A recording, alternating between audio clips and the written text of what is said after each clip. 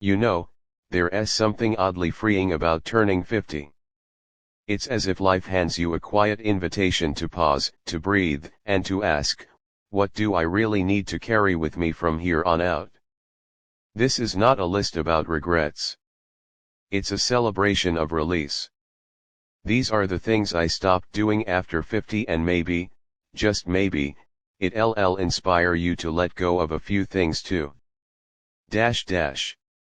I stopped trying to please everyone. In my younger years, I was a people pleaser. I said yes when I wanted to say no. I kept quiet to avoid conflict. I gave more of myself than I ever got back. But after 50, I realized no matter how hard you try, you will never please everyone. And that's okay. The people who truly love you won't ask you to shrink yourself for their comfort. I started choosing peace over approval. And it changed everything. I stopped apologizing for who I am. I used to feel the need to explain myself, my choices, my feelings, my silences. But now, I've stopped over-explaining. I've stopped apologizing for simply being me. You learn that your value doesn't come from others' understanding. It comes from within, from living in alignment with your truth. I stopped chasing things that didn't feed my soul. Status, titles, likes. I used to chase all of them thinking they'd make me feel more accomplished, more worthy. But they never did. After 50, I realized the only things worth chasing are peace, purpose, and presence. Anything else is just noise. I stopped ignoring my health. For years, I put my body last on the priority list. I'm too busy. I'll start next week. But bodies don't wait forever. After 50, I started paying attention. Walking more. Sleeping better. Eating with care. Not to look a certain way but to feel alive in this body I've been given. I stopped holding grudges. Holding on to anger is like drinking poison and expecting the other person to suffer. It only hurt me. Now, I choose to forgive, not always because they deserve it, but because I deserve peace. Letting go of old pain is one of the kindest things I've done for myself. I stopped rushing everything. In my 30s and 40s, I was always in a hurry. Trying to get more done. Fill more time. Prove more value. But after 50, I realized the beauty of slowing down. Of sipping coffee instead of gulping it. Of listening without thinking of a reply. Of watching the sun rise just because. Life is richer when you live it in slow motion. I stopped comparing my journey to others. Comparison is the thief of joy and I let it steal too much of mine. Now, I know better. We're all on different timelines. Some people bloom in their 20s, some in their 60s. Your story is yours alone. It's not meant to match anyone else's. I stopped fearing solitude. In my younger years, being alone felt like punishment. But after 50, solitude became sacred. A place of clarity. Healing. Renewal. Now, I treasure quiet moments not because I'm lonely, but because I finally like my own company. I stopped investing in one-sided relationships.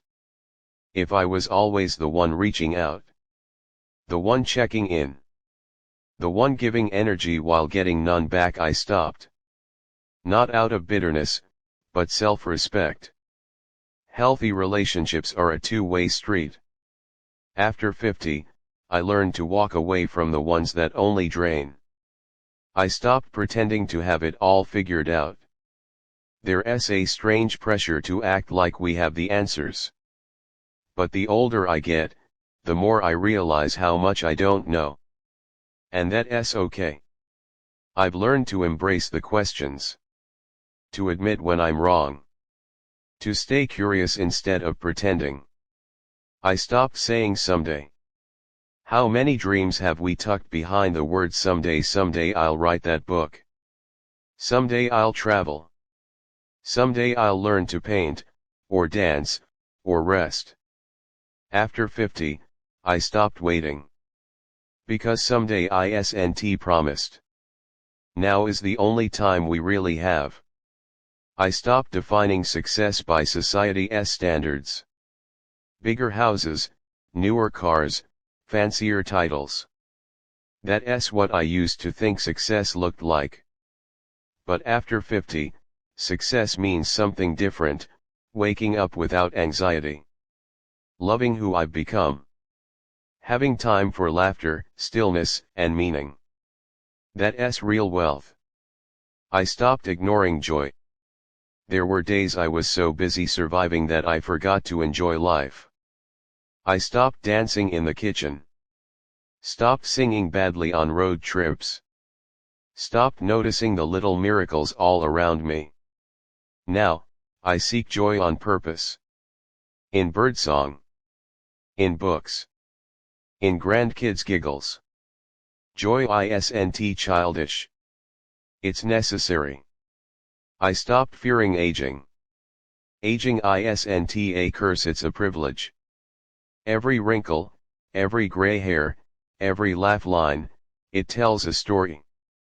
I've earned them. And I wear them with quiet pride. I no longer chase youth. I chase growth. And that makes aging something beautiful. I stopped needing to be everything for everyone. I used to think being strong meant doing it all for everyone. But strength also means setting boundaries. Saying not today. Saying I need help. Now, I know my worth isn't tied to how much I produce or how much I sacrifice. Sometimes, the bravest thing you can do is rest. Closing reflection. So there you have it, the things I stopped doing after 50. Not because life is over. But because it's only now becoming what it was meant to be. Sometimes, growing older isn't about adding more. It's about letting go. Letting go of the noise, the weight, the expectations. So you can finally live a life that feels like your own. And maybe the most beautiful chapter is the one you're about to write next. Thanks for watching. Don't forget to subscribe for more timeless wisdom. We'd love to hear from you. Leave a comment below and share one thing you learned today and how you plan to use it in your life. Reading your comments give us great motivation and encouragement. If you enjoy this video and found it helpful, please like, subscribe and share. Thank you for spending these moments with us. Stay strong, stay wise.